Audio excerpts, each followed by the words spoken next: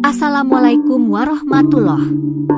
Kembali lagi bersama saya, Vena di channel Ruang Sunyi, yang akan menemani malam kesendirianmu. Sebelum masuk ke ceritanya, tarik selimutmu, matikan lampu kamarmu. Mari simak ceritanya.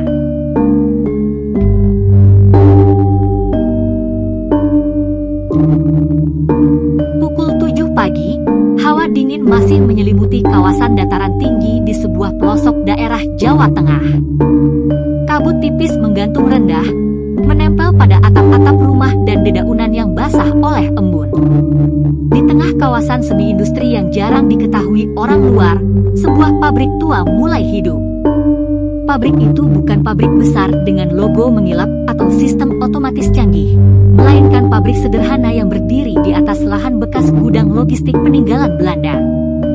Fungsinya, memproduksi rambu-rambu lalu lintas, meski sebagian besar tidak pernah benar-benar digunakan secara resmi. Para buruh berdatangan satu persatu, menyusuri jalan berkerikil yang menuju gerbang besi pabrik. Sepeda motor mereka berderet di tempat parkir tanpa atap, dan suara-suara obrolan ringan mulai memenuhi udara pagi yang dingin. Bau ket, logam panas, dan sisa oli sudah biasa tercium di sana, bau khas tempat kerja yang sudah lama tidak pernah diaudit. Di antara para buruh itu, seorang perempuan muda berjalan sendirian, menenteng bekal dalam wadah plastik biru. Ani, namanya. Usianya baru 20 tahun, tapi garis wajahnya menunjukkan kedewasaan yang datang terlalu cepat. Ia berasal dari sebuah desa kecil di ujung pegunungan. Merantau sejak usia 17 tahun, Ani bekerja di pabrik ini nyaris tanpa jeda. 3 tahun sudah ia jalani, jauh dari keluarga dan kampung halaman. Pagi ini tak ada yang tampak berbeda. Ani seperti biasa masuk ke ruang produksi bagian plat nomor dan rambu reflektif, tempat ia sehari-hari mencetak dan menyusun lembaran logam yang kemudian dicat dan dilabeli. Ruang itu tidak besar, namun cukup untuk memuat 4 meja kerja dan 1 mesin pelubang tua yang berisik. Teman-teman sekerjanya menyapa ringan. "Pagi, nih," kata Siti, buruh senior yang sudah seperti kakak sendiri bagi Ani. Ia hanya membalas dengan senyum kecil dan langsung mengenakan sarung tangan kerjanya. Tak banyak yang tahu tentang alasan Ani merantau sejauh ini. Ia jarang bercerita tentang masa lalunya. Tapi orang-orang tahu, matanya sering kosong saat istirahat siang, seolah pikirannya sedang mengembara jauh ke tempat yang tak terlihat. Di tembok pabrik, kalender besar tergantung dengan penanda hari yang dilingkari merah, tanggal gajian, hari libur, dan satu tanda misterius di akhir bulan, pengecekan gudang lama. Tak banyak yang memperhatikan itu. Tapi bagi mereka yang sudah lama bekerja, gudang lama adalah tempat yang jarang dikunjungi. Tempat penyimpanan rambu-rambu cacat produksi, barang rusak, dan entah apa lagi. Namun pagi itu, semuanya masih terasa normal.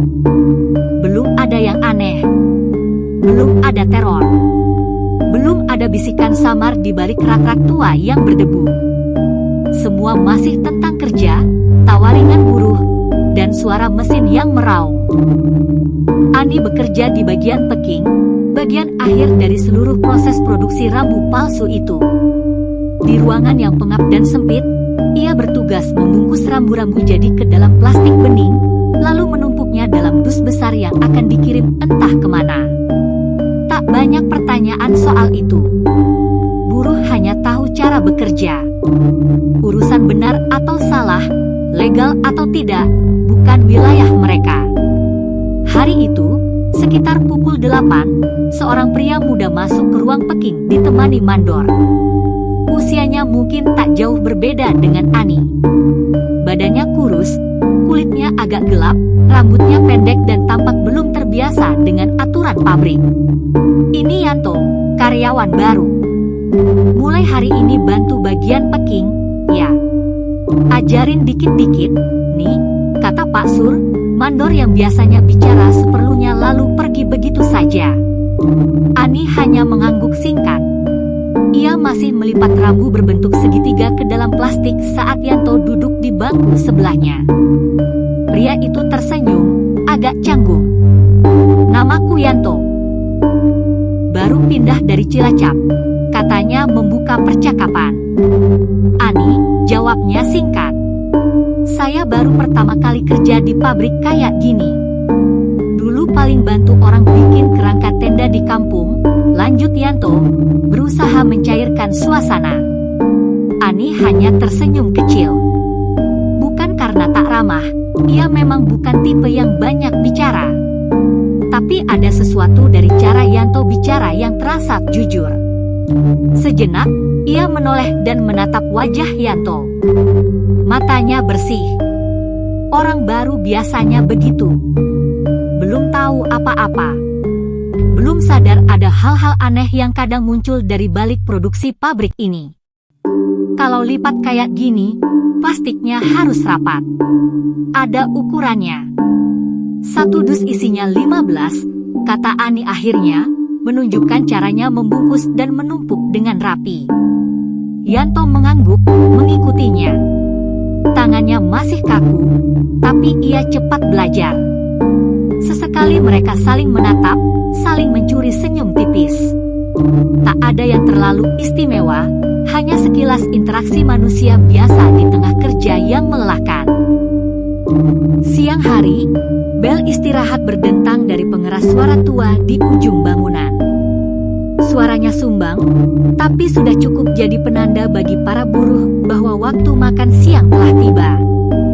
Para pekerja perlahan meninggalkan ruang produksi, beberapa langsung membuka bekal, tapi sebagian besar berbondong-bondong menuju warung makan samping pabrik, warung sederhana milik Bu Sarmi yang sudah jadi langganan tetap sejak pabrik ini berdiri. Ani berjalan bersama Jenny, sahabatnya yang seumuran. Jenny adalah tipe orang yang ceria, banyak bicara, dan suka menggoda, kontras dengan Ani yang pendiam dan hati-hati dalam bersikap. Persahabatan mereka sudah berjalan lebih dari 2 tahun. Mereka selalu makan siang bersama, duduk di sudut kanan warung yang agak dekat ke dapur, tempat yang sejuk dan tak terlalu ramai. Warung itu sudah penuh sesak dengan para buruh. Asap dari wajan penggorengan bercampur aroma sambal dan gorengan hangat. Di antara hiruk-pikuk obrolan, mereka melihat Mbak Yani, buruh senior yang duduk sendirian sambil menyeruput teh hangat. Itu si Mbak Yani, kata Jenny, menunjuk. Ayo bareng aja, ujar Ani. Mereka menghampiri dan duduk di meja yang sama. Mbak Yani menyambut mereka dengan senyum ramah. Perempuan paruh baya itu sudah lebih dari 10 tahun bekerja di pabrik. Ia dikenal baik hati dan suka berbagi cerita-cerita lama yang kadang terdengar aneh atau menyeramkan. Wah, bocah cilik saiki wis pinter kabeh, ya. Rajin-rajin kerja terus, gurau Mbak Yani sambil menggoda mereka. Hawong hidupnya cuma kerja, Mbak. Mau seneng-seneng duitnya gak cukup, sahut Jenny cepat, membuat ketiganya tertawa. Saat makanan mereka datang, nasi, sayur asem, tempe goreng, dan sedikit sambal terasi, Jenny mulai membuka pembicaraan yang lebih personal. Oh ya, Mbak, tadi ada anak baru, kan? Namanya Yanto tuh, kata Jenny sambil mengunyah. Loh iya, aku lihat tadi. Endeket banget tempatnya sama Ani, ya, sahut Mbak Yani dengan nada menggoda. Ani yang sedang menuang teh ke gelasnya cuma menunduk, tersenyum malu. Jenny langsung tertawa, wih, bener kan? Cocok loh. Sama-sama kalem. Gak banyak tingkah. Kalau nikah bisa jadi rambu keluarga harmonis. Ani menutup wajahnya dengan tangan. Ih, apaan sih, Jen? Baru juga kenal. Gak apa-apa, nih, Mbak Yani ikut nimbrung. Kadang jodoh tuh datangnya dari kerjaan. Dulu aku juga ketemu almarhum suamiku dari tempat kerja loh. Tapi ya gitu, nasib orang beda-beda. Kalimat terakhir itu sedikit menurunkan suasana. Jenny dan Ani saling melirik. Mbak Yani, meski biasa tertawa, kadang suka bicara dengan nada yang mengandung sesuatu yang lebih kelam. Tapi mereka tak ingin suasana makan siang jadi berat. Yang penting sekarang makan enak dulu, Mbak.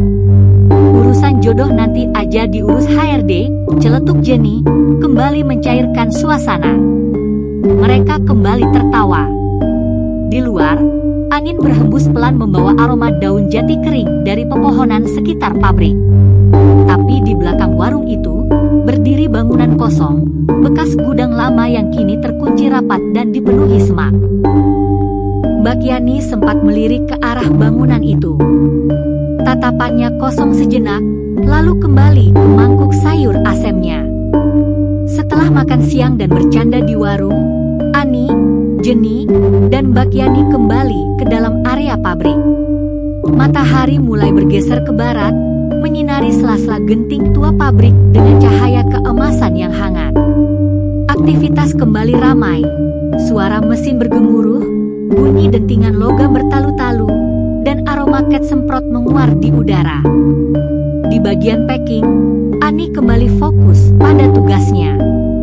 Ia membungkus rambu segitiga kuning hitam dengan gerakan cepat, seolah sudah tertanam otomatis di otot-ototnya. Di sebelahnya, Yanto juga mulai bekerja lebih tenang, sesekali melirik Ani, lalu kembali menunduk. Mereka tak banyak bicara sepanjang sisa hari itu, tapi suasana di antara mereka terasa lebih nyaman dibanding pagi tadi. Waktu kerja akhirnya usai pukul 5 sore. Bel tanda pulang kembali berbunyi, disambut helaan napas lega para buruh yang segera membereskan meja kerja dan membersihkan tangan dari sisa-sisa bahan kimia. Ani keluar bersama Jenny dan Mbak Yani. Mereka bertiga berdiri di tepi jalan depan pabrik, tempat biasa para karyawan menunggu bus atau angkot. Jalanan mulai ramai, debu beterbangan tiap kali kendaraan melintas. Warung-warung kecil di seberang jalan mulai tutup, dan langit mulai berubah jingga, tanda senja hampir turun. Itu bus jurusanku, nih. Aku duluan ya, ujar Jenny sambil melambaikan tangan begitu angkot kecil berhenti di depannya. Hati-hati, Jen, jawab Ani. Mbak Yani pun ikut pergi tak lama kemudian, menaiki ojek langganannya yang biasa mangkal di bawah pohon trembesi tua di pojok gang. Tinggallah Ani sendirian. Bus arah utara baru akan datang sekitar 15 menit lagi. Ia duduk di bangku panjang besi yang sudah mulai berkarat, menatap pabrik yang kini perlahan sepi. Lampu-lampu mulai menyala dari balik jendela lantai 2 gedung kantor. Hawa sore mulai mendingin. Beberapa buruh lain ikut menunggu bus, tapi mereka berdiri agak jauh, berbicara dalam kelompok masing-masing. Bus tua berwarna hijau pudar akhirnya datang, melambat dan berhenti persis di hadapannya. Ani naik, membayar ongkos ke sopir, dan memilih duduk dekat jendela. Bus perlahan melaju, meninggalkan area pabrik dan memasuki jalanan desa yang mulai gelap tanpa banyak penerangan. Perjalanan ke kos memakan waktu sekitar 20 menit.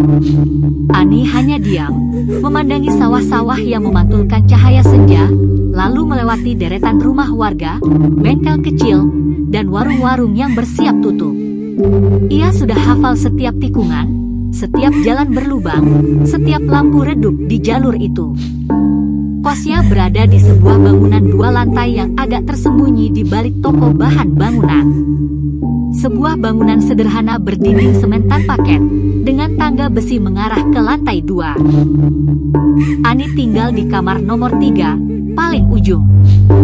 Kamar itu tidak luas, tapi cukup untuk dirinya sendiri. Ada kasur tipis, kipas angin, lemari kecil, dan gantungan baju yang menggantung di sudut. Sudah 3 tahun ia tinggal di sana. Hidup mandiri, memasak sendiri, mencuci sendiri, menjaga diri sendiri. Tak banyak tetangga kos di lantai 2, hanya 2 kamar lain yang kini kosong karena ditinggal penghuninya pulang kampung. Malam mulai turun saat Ani mengganti bajunya, membersihkan diri, dan duduk di atas kasur sambil menyeduh teh hangat. Di luar, suara jangkrik mulai terdengar. Sesekali, suara kendaraan melintas di kejauhan. Hening. Sepi. Tapi Ani sudah terbiasa. Ia menghela napas panjang. Pandangannya kosong ke arah jendela kecil di dinding. Lalu, perlahan, ia merebahkan tubuhnya, memejamkan mata. Berharap esok kembali biasa-biasa saja.